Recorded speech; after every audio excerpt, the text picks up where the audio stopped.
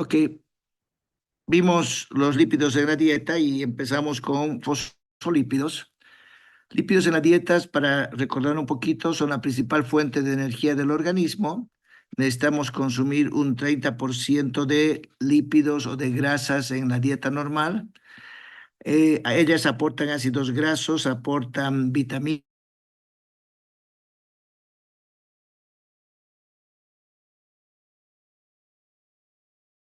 etcétera, y tenemos diferentes lípidos en particular en el organismo. El colesterol es precursor de la vitamina D, de las hormonas esteroidales y de ácidos biliares. Y las grasas se vuelven más apetecibles y sabrosas a los alimentos, por eso que incluimos en nuestra dieta normalmente lípidos. Los ácidos grasos poliinsaturados son de los vegetales omega 6, de los animales son omegas 3 y tenemos que algunos elevan el LDL, otros elevan o bajan el HDL. Y ya entrando en materia, tenemos a los fosfolípidos. Los fosfolípidos los definimos como lípidos complejos. Los fosfolípidos se dividen en dos grandes grupos según el alcohol que tengan: fosfoglicéridos o fosfoesfingolípidos. Los más comunes son los fosfoglicéridos, que significa que en su composición tienen al alcohol glicerol. Si nosotros vemos una imagen aquí, esta es la imagen de Van der Waals, que se llama, tenemos el glicerol, el alcohol, y a este alcohol en una posición, es un alcohol de 3 átomos de carbón, en la posición 1 puede agregarse un compuesto que es colina, en la posición 3 habitualmente se coloca el fosfato y en la posición 2 se colocan los ácidos grasos. Entonces, esta es una imagen de lo que podría ser un fosfolípido. Un fosfolípido está formado entonces por glicerol, por fosfato y puede tener agregado en el carbono 3 diferentes componentes como es la colina, como es la etanolamina, como es el inositol, etcétera, para dar lugar a los diferentes fosfolípidos. El fosfolípido tiene una cabeza hidrofílica que está en contacto con el agua y tiene una cola dada por los ácidos grasos que es hidrofóbica. Aquí tenemos, por ejemplo, alguna parte de la cabeza hidrofílica, la parte de la cola hidrofóbica, y la composición de los fosfolípidos va a variar según el compuesto que se agrega al carbono 3 habitualmente. Los fosfolípidos, se nos dice, tienen una cabeza polar, una cola hidrofóbica que está dada por los ácidos grasos. La cantidad de ácidos grasos que tiene un fosfolípido son dos ácidos grasos. Tiene un glicerol y tiene un compuesto que puede ser un alcohol, una amina alcohol, un alcohol azúcar, etcétera, etcétera. En este caso, el compuesto que se está uniendo es la colina y la colina nos da lugar al fosfolípido llamado fosfatidilcolina. Si fuera el inositol, nos daría al fosfatidilinositol. Si fuera la serina, fosfatidilserina. Si fuera la colina, fosfatidil, y hemos dicho colina, etcétera, etcétera. Entonces, ahí tenemos un fosfolípido en su estructura más clásica. Los fosfolípidos se encuentran en las membranas e incluyen varios tipos de fosfolípidos. Los más comunes que vamos a mencionar aquí, en la práctica se va a ver con mucho detalle todo esto. Tenemos a los fosfolípidos llamados fosfatidilcolinas o también llamadas lecitinas. Muchos autores conocen como lecitinas directamente a fosfatidilcolina y se hallan distribuidos ampliamente en las células, desempeñan funciones metabólicas y estructurales. Y tenemos, por ejemplo, la sustancia surfactante que impide la insuficiencia respiratoria del recién nacido, está formada por fosfolípidos y el fosfolípido que lo forma es el dipalmitoidlecitina. Es uno de los constituyentes de la sustancia surfactante, no es el único compuesto, pero generalmente ocurre y siempre se pregunta esto: ¿cuál es el fosfolípido, el compuesto que debe madurar en la sustancia surfactante del recién nacido? Es el dipalmitoil-lecitina. ¿Qué significa dipalmitoil? Significa un fosfolípido que tiene dos ácidos palmíticos, dos ácidos grasos de 16 átomos de carbón y tiene colina en su tercer carbón. Como también se los llama lecitina, se sustituye esa palabra de fosfatidilcolina por lecitina y se conoce al compuesto como dipalmitoil-lecitina, que es constituyente de la sustancia surfactante en la que debe madurar esa sustancia para que el recién nacido pueda respirar adecuadamente. Otro fosfolípido que tiene un nombre propio y se llaman cefalinas son los fosfatidil-etanolamina. Si nosotros juntamos o separamos la palabra etanol-amina, nos dice alcohol aminado, alcohol con un grupo nitrogenado.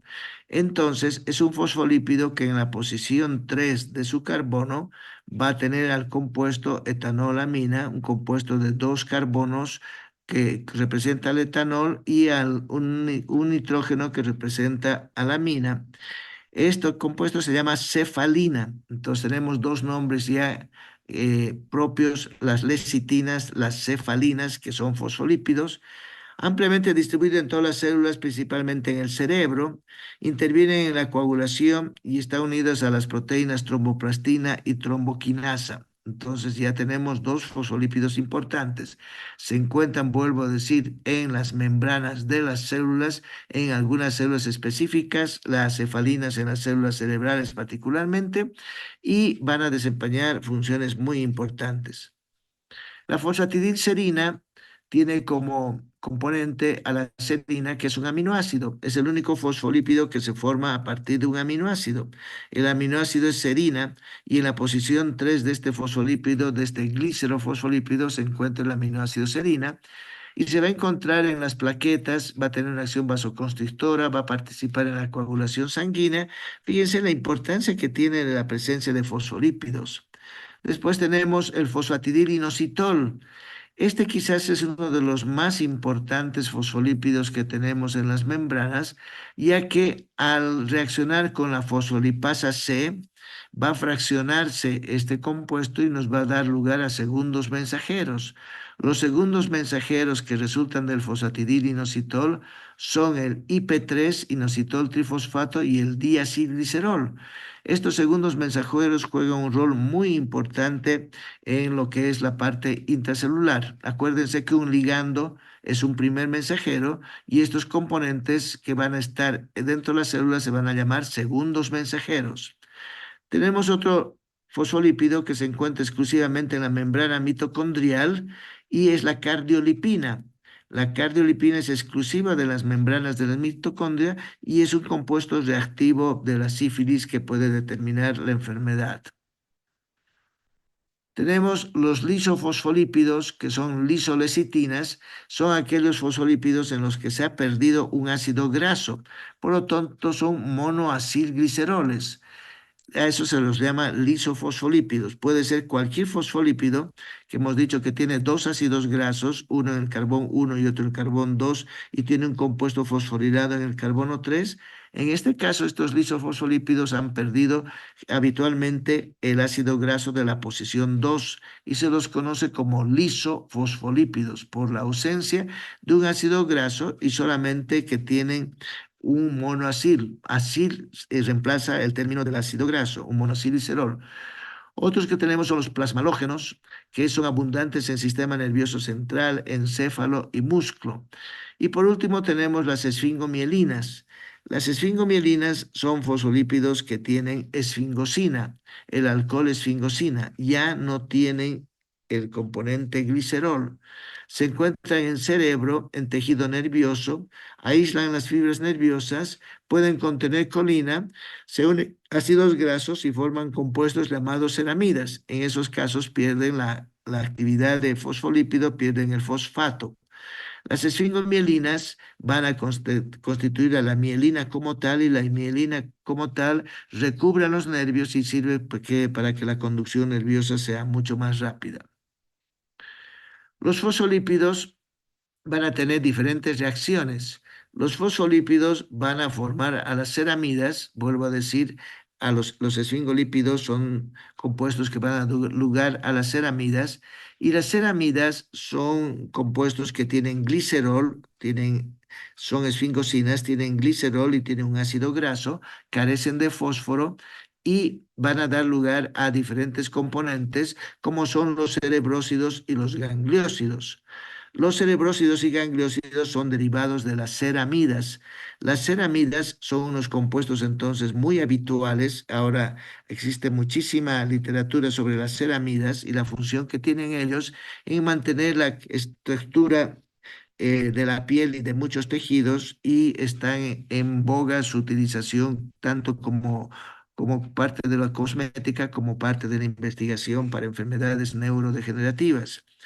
Los gangliósidos, vuelvo a decir que son derivados de las ceramidas, simplemente han utilizado la ceramida y se han unido con azúcares. La diferencia entre cerebrósidos y gangliósidos es el número de azúcares que se han unido a la ceramida. Y los gangliósidos resultan de una unión de oligosacáridos o ácidos siálicos o hexosas, más esfingosina, más ácidos grasos de cadenas largas. Aquí estamos entonces viendo que son glucolípidos.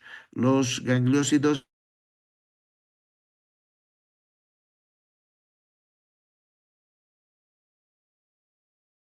de alguna manera son glucolípidos igual que los cerebros, la unidad estructural. Y a ellos se les ha añadido un oligosacárido, una cadena de azúcares, o se han unido ácidos siálicos, que es el ácido N-acetilneuramínico el más importante, o alguna hexosa particularmente manosa, para que formen a estos compuestos. Los gangliósidos tienen una importancia muy grande hoy por hoy porque se encuentran a lo largo de todo el intestino y forman parte del sistema nervioso enteral. Y como saben, todo lo que es sistema nervioso enteral, es decir, de la parte intestinal, está también en estudio porque se ha visto que tienen importancia muy grande en todo lo que significa control de enfermedades, aspectos inmunológicos, etcétera, etcétera. De los gangliósidos también se ha indicado que ellos pueden actuar como receptores. El término receptor que antiguamente decíamos era una proteína o una macromolécula proteica, hoy por hoy cae porque los gangliósidos pueden actuar como receptores y actúan como receptores para algunos compuestos como es, por ejemplo, la toxina del cólera.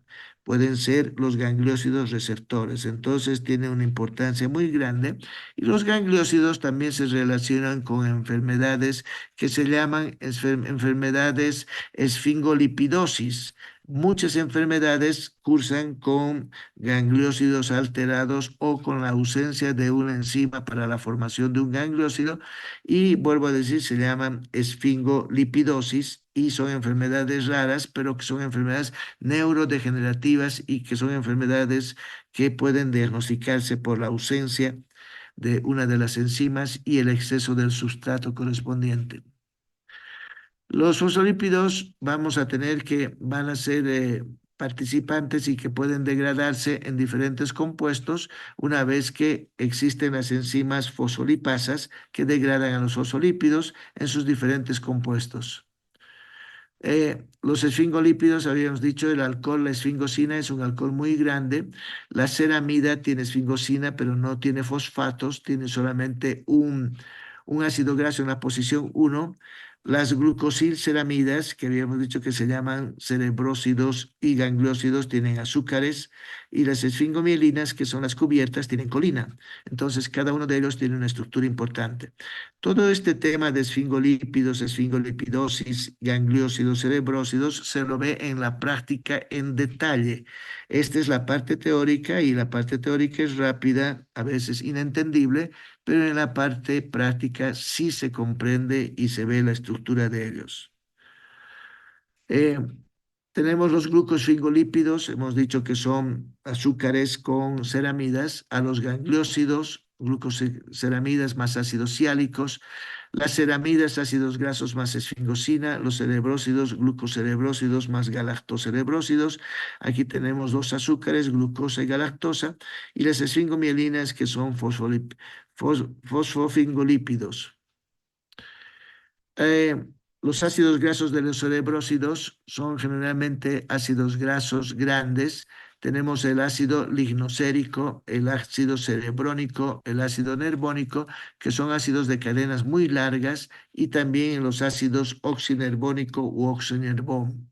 son parte de los ácidos grasos que componen a los cerebrósidos. Los cerebrósidos son moléculas de que se van a encontrar, vuelvo a decir, derivados de la ceramida en todo lo que es el sistema nervioso central y el sistema nervioso enteral. Otro compuesto que es importante dentro de los lípidos es el colesterol. El colesterol quizás es el más mentado de los lípidos.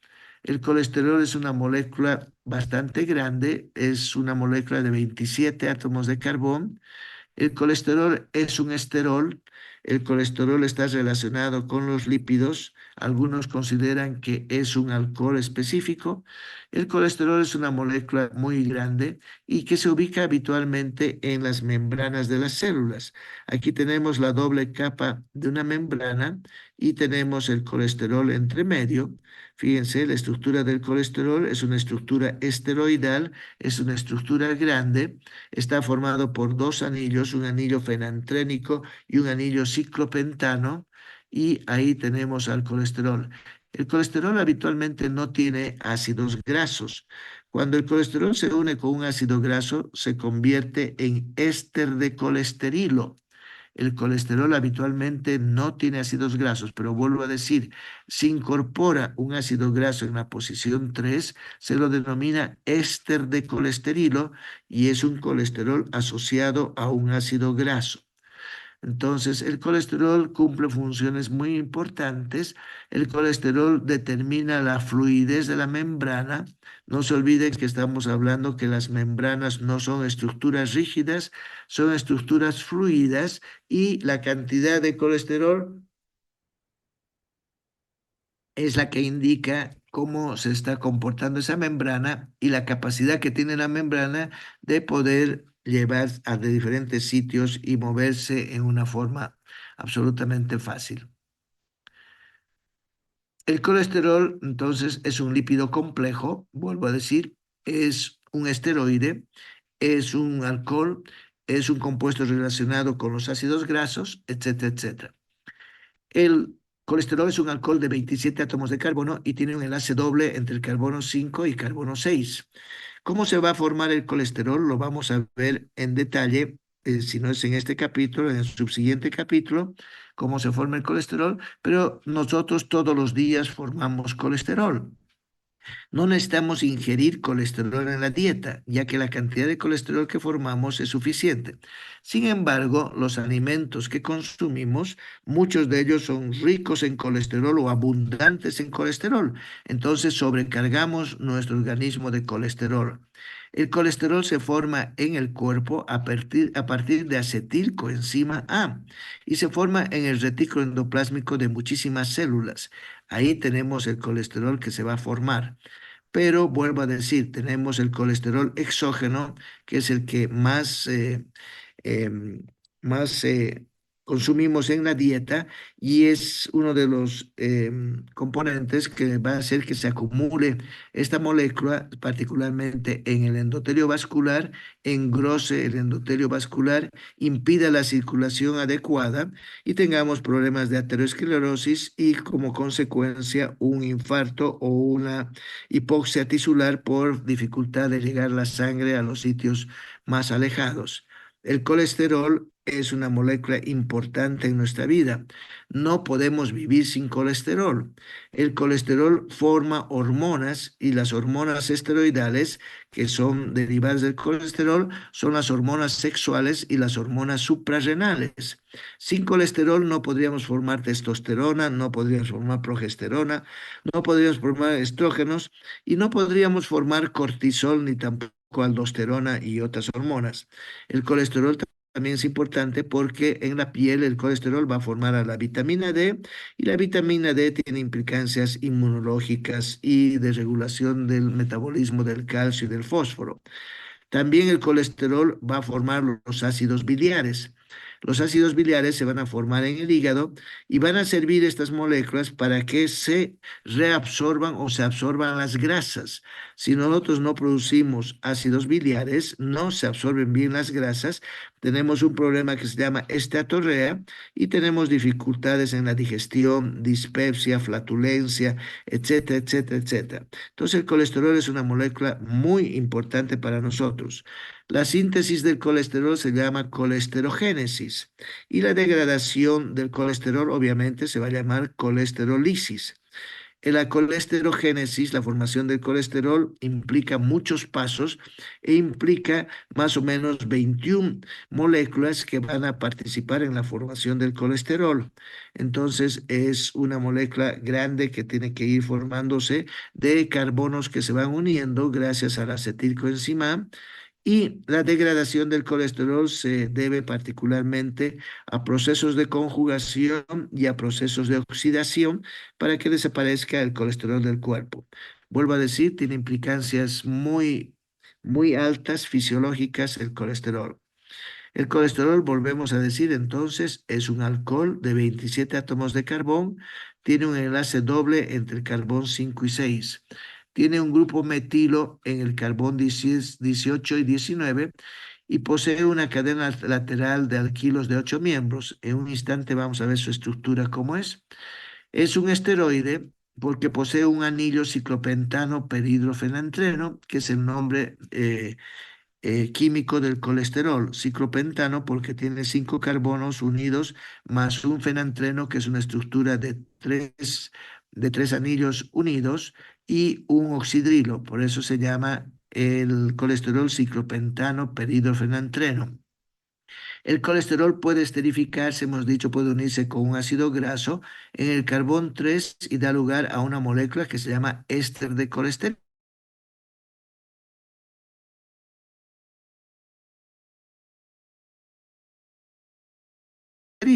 Que vamos a ver más adelante la importancia, ricos en colesterol, que tienen abundancia de colesterol y en lo posible no deberíamos consumir muchos de estos alimentos porque van a subir nuestros niveles de colesterol. El colesterol normalmente se encuentra hasta 190 miligramos por decilitro en la sangre. Arriba de 190 ya llamamos hipercolesterolemia y hay niveles de colesterol que se llaman medianamente altos, altos o muy altos, y los colesteroles niveles muy altos implican un riesgo de aterosclerosis, un riesgo de infarto y problemas cardiovasculares severos. Los alimentos que tienen más colesterol, aquí tenemos algunos ejemplos, tenemos los sesos. Los sesos tienen una cantidad enorme de colesterol, 2.300 miligramos por cada 100 gramos de colesterol. La yema del huevo es otro componente que tiene mucho colesterol, y a los pacientes que tienen hipercolesterolemias o dislipidemias se le prohíbe consumir la yema de huevo. Puede consumir el huevo, pero no la yema en lo posible. El huevo entero también tiene obviamente su colesterol, pero el colesterol se encuentra en la yema. Los riñones de ternero, de cerdo, tienen mucho colesterol, el hígado tiene colesterol, el caviar, la mantequilla, los mariscos, los quesos grasosos, las carnes frescas tienen mucho colesterol. Entonces, lo que hay que evitar es consumir en exceso estos alimentos porque van a aumentar nuestro colesterol. Repito, nosotros necesitamos colesterol, no vivimos si no producimos colesterol, pero no necesitamos ingerir necesariamente cantidades enormes de colesterol porque aumentamos nuestra cantidad de colesterol y la posibilidad de eventos cardiovasculares. Aquí está el colesterol ya en la estructura. Esta estructura de aquí se llama ciclopentano y toda esta estructura de tres anillos se llama fenantreno. Entonces el colesterol tiene una estructura ciclopentano fenantrénico y aquí está el oxidilo perhidro. Entonces si juntamos la palabra ciclopentano perhidrofenantreno tenemos el nombre químico del colesterol. Y fíjense que independiente de la estructura del colesterol y de sus átomos de carbón, salen metilos en diferentes partes y tienen una cadena de un radical alquilo, que significa varios átomos de carbono, hasta constituir un número total de 27 átomos de carbón. El colesterol tiene 27 átomos de carbón, es una estructura enormemente grande, con dos anillos, ciclopentano, peridofenanteno, y metilos en los carbones 18 y 19. Este es el carbón 17, este es el carbón 18 y el carbón 19. Aquí volvemos a ver colesterol. Fíjense, el colesterol con su cadena larga hasta llegar a 27 átomos de carbón. Su estructura ABC, que es el fenantreno, el D es el ciclopentano, el oxidiro en la posición 3. En el 18 hay un metilo, en el 19 hay otro metilo, y este es el colesterol como tal. Cuando el colesterol se une a un ácido graso, lo hace a través del carbono 3 con el enlace éster. Y este compuesto que está aquí es el ácido graso, es un acilo, puede ser un ácido graso de 14 átomos de carbón, de 15, de 10, lo que fuera. Habitualmente es el ácido palmítico, el de 16 átomos de carbón, el que se une aquí. Y el colesterol, a partir de ese momento que comparte o que se une un ácido graso, se llama éster de colesterilo. El colesterol, hemos dicho, es precursor de muchos esteroides, ácidos biliares, hormonas corticosuprarrenales, hormonas sexuales, vitaminas, glucósidos cardíacos, alcaloides, etc. El colesterol no se encuentra en los vegetales. En los vegetales existe ergosterol en vez de colesterol. También el colesterol deriva de unas estructuras que lo forman y hemos dicho que se sintetiza a partir de acetilcoenzima A. Pero entre medio de la acetilcoenzima y el colesterol hay muchas estructuras que se llaman isoprenoides y se llaman terpenos derivados de los isoprenoides. Y tenemos varios poliisoprenoides y varios terpenos que vinculan en la síntesis a partir de acetilcoenzima hasta colesterol.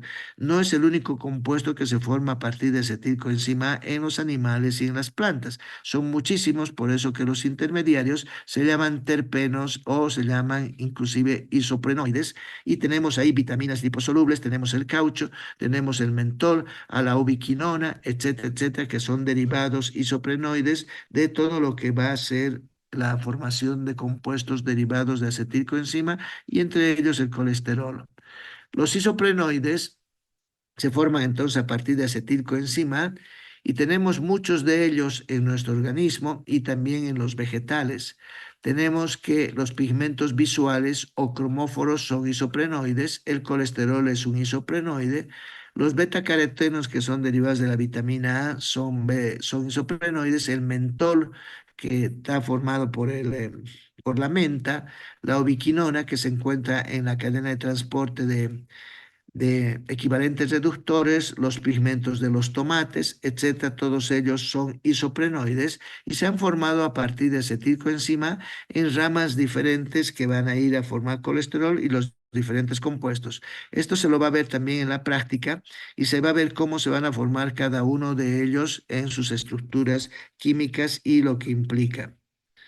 Los terpenos incluyen a la vitamina A, la vitamina E, la vitamina K, por lo tanto son también compuestos lipídicos. Los terpenos incluyen a las antófilas, a los carotenos y por varias reacciones van a formar estos compuestos.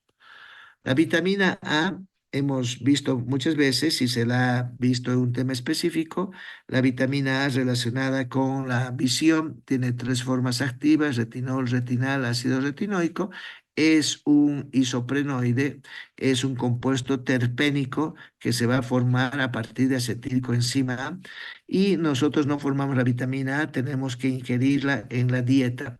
La vitamina A va a cumplir funciones importantes, particularmente la forma activa del ácido retinoico, que es la que va a ser la que nos va a dar la diferenciación celular, va a regular la proliferación de las células y tiene factores y roles muy importantes. La vitamina E es el antioxidante por excelencia llamada tocoferol, que está muy utilizada en nuestro medio. La vitamina E puede disminuir las lesiones nodulares, particularmente de los senos, de las mamas en las mujeres, y también ayuda a que la turgencia de la piel sea mejor. La vitamina E actúa como un antioxidante natural, impide la formación de los radicales libres, particularmente de peróxidos de hidrógeno y del superóxido. Es también muy utilizado en la parte que es cosmética y en la parte inclusive de obstetricia o de ginecología para mejorar todo el área que corresponde. La vitamina K, no cabe duda, es una vitamina liposoluble, está relacionada con la coagulación, se le llama la filoquinona, y si no tenemos vitamina K, tendríamos problemas de coagulación, tendríamos problemas de sangrado, etcétera, etcétera. Los esteroides, que son derivados del colesterol, tenemos, hemos dicho, hormonas suprarrenales, hormonas sexuales. Sin ellas no podríamos vivir. La progesterona es una hormona esteroidal derivada del colesterol que se parece mucho a la testosterona. Si nosotros nos fijamos, la progesterona está aquí arriba y la testosterona abajo, y son moléculas muy, muy similares, casi idénticas, de que derivan o que cambian solamente un carbono en la parte alta. Después son idénticas, por lo tanto, en su estructura y en su formación van a ser muy similares. La progesterona se forma primero y al final se forma la testosterona después de que se ha formado progesterona. Tenemos entonces algunas hormonas derivadas de los esteroides, como son las hormonas suprarrenales, que habíamos dicho, que una estructura básica. Ahí tenemos la aldosterona y, y el cortisol como hormonas suprarrenales, como hormonas sexuales la progesterona, la testosterona, y de la testosterona deriva el estrógeno. Y como esteroles propios tenemos a partir del colesterol el ácido cólico, el ergosterol, que no se encuentra, vuelvo a decir, en los humanos, el estradiol, que es una hormona derivada de la testosterona, que sí es una hormona sexual. Son hormonas esteroidales que han partido en su síntesis a partir del colesterol, y el colesterol es la estructura básica para la formación de ellos. ¿Cómo se forman cada una de estas hormonas? Se la va a ver en la práctica. Se van a ver las enzimas que participan en la formación, la agregación de carbonos, el retiro de carbonos, la hidroxilación de ellos para la formación de los diferentes compuestos derivados del colesterol. Los esteroides propios, el ácido glicocólico, que da lugar al ácido cólico. El ácido cólico es un ácido biliar. También tenemos la vitamina D2, etcétera, etcétera. Luego tenemos los transportadores del colesterol. La síntesis del colesterol, la colesterogénesis, se va a ver en otro capítulo. Aquí simplemente vamos a mencionar muy pocas cosas, y de ellas los transportadores del colesterol en una forma muy somera, porque el tema de lipoproteínas también va en otro capítulo a continuación de la que me corresponde a mí. Entonces se la va a ver con mucho detalle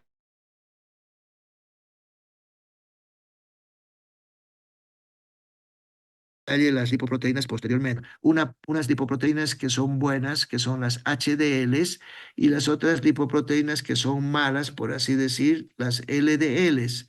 Las LDL significan lipoproteínas de baja densidad, y las HDL significan lipoproteínas de alta densidad.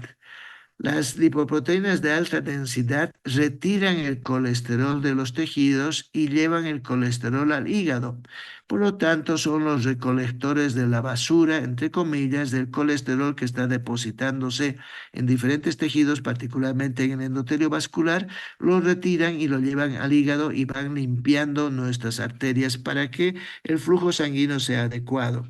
En cambio, las lipoproteínas malas, las LDLs, aquí simbolizada como un diablito, son aquellas lipoproteínas que depositan colesterol en los diferentes tejidos, vuelvo a decir, particularmente en el endotelio vascular, y son aquellos responsables de la formación de ateromas, de la formación de obstáculos, de grasa dentro de las grasas y dentro de los vasos, y obstaculizan el paso de la sangre. Todo aquel proceso que haga bajar las LDLs es bueno. Muchísimos medicamentos y muchos eventos quirúrgicos hacen que disminuyan las LDLs, y otros eventos hacen que aumenten las HDL. Cuanto más alto esté la HDL, es mejor para nuestra salud. Si está muy alto el LDL, es propicio para enfermedades cardiovasculares, infartos, accidentes cerebrovasculares, accidentes periféricos, etcétera, etcétera. Entonces, las LDL deben procurar estar en niveles muy bajos y las HDLs en niveles altos. El nivel de la HDL que se considera óptimo es de 45 miligramos por decilitro, y el nivel de LDL máximo que debería haber es de 150 miligramos decilitro. Pero si exceden esos niveles, ya tenemos un trastorno. Si la LDL está más de 150, está en 180, está en 200, tenemos un riesgo de aterosclerosis muy alto. Si la HDL está debajo de 45, está en 30, 35, tenemos también riesgo de colesterol porque este debería estar, o de una dislipidemia porque este debería estar más alto. Hoy por hoy existen fármacos, existen los fibratos y existen una cantidad enorme de medicamentos que son capaces de bajar a la LDL y subir a la HDL, que ese es el propósito. Y en trabajos de ensayos clínicos donde se investiga qué es lo que debe hacerse para evitar las dislipidemias, evitar la hipertensión, los accidentes vasculares, bajar el colesterol, todos apuntan a que la LDL debe ser lo más bajo posible. La LDL debe bajar inclusive a 100 miligramos. Su rango, hemos dicho, normal podría ser hasta 150, pero los trabajos indican que debería bajarse más, debería bajarse a 100 o a 105 miligramos la LDL y subirse la HDL arriba de 45, debería subirse a 50 o a 60.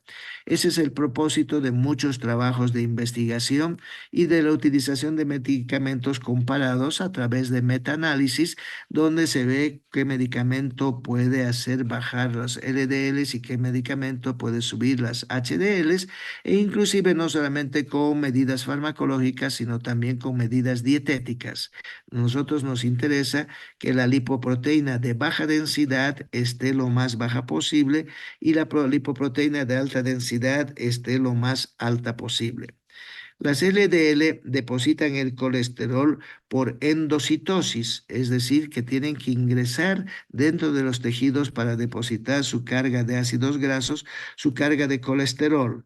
Y las HDL extraen a través de enzimas, a unas enzimas aciltransferasas y otro tipo de enzimas, extraen el colesterol y los ácidos grasos de los tejidos y los llevan particularmente al hígado. Esta parte también del movimiento de las LDLs y HDLs y cómo ocurre se lo va a ver en la práctica en mucho detalle y no tienen que perderse las partes prácticas de lo que es lipoproteínas porque es la única forma que van a comprender. Bien, aquí quedamos. Nos vemos la siguiente clase el día martes 6 de agosto, que es Día de la Patria, es una fecha festiva. Igual voy a pasar clases en la mañana a esta hora, porque todo el mundo puede levantarse a esta hora y como son clases virtuales, puede asistir un momento, no son muy largas y así vamos a ir avanzando. Tenemos solamente la próxima semana más para terminar todo el tema de introducción a los lípidos, porque después continúan otros doctores con todo lo que es colesterogénesis, lipoproteínas, etcétera, etcétera, etcétera. Muy bien, que tengan una buena mañana, que la pasen bien, ojalá que se puedan saltar los bloqueos y nos vemos en la clase. Hasta luego.